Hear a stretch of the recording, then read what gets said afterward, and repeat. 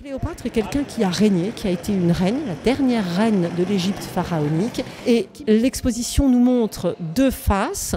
La face, la première en bas, historique, à savoir l'histoire et l'archéologie. Et force nous est de reconnaître que nous savons extrêmement peu de choses du vivant de Cléopâtre et que les sources sont très manquantes, y compris ses portraits. Voilà, puisque c'est par la suite qu'elle a fasciné tout le monde.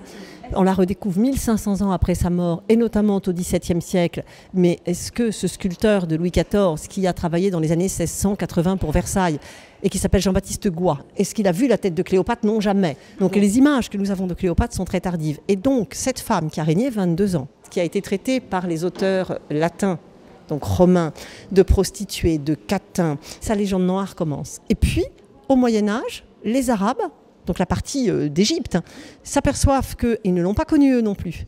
Et ils ont lu les Antiques et ils s'aperçoivent que ce n'est pas vrai du tout. Donc on a une légende dorée également. Et puis ça s'éteint. Et à la Renaissance, comme vous le savez tous, que font les Italiens puis les Français? Ils redécouvrent l'Antiquité et on se prend de passion pour Cléopâtre. Et cette légende perdure jusqu'à aujourd'hui. Mais c'est pour vous dire que en bas, nous avons la partie historique et archéologique et les commissaires ont fait le point sur toutes les connaissances. Ça fait 2 ans qu'ils recherchent là-dessus. Et en haut, une légende qui passe par le mythe et qui devient quelque chose d'iconique. C'est une femme qui est à la fois femme fatale, femme politique et qui mélange Eros et Thanatos. Donc l'idée, c'est que finalement, tout un chacun a créé sa Cléopâtre. Avec évidemment Alain Chabat et tous les films que l'on verra aussi. Il y a des BD, il y a tout. Et alors la question des commissaires, c'est qui est Cléopâtre aujourd'hui?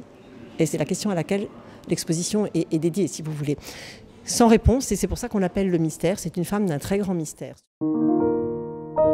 Les alumni.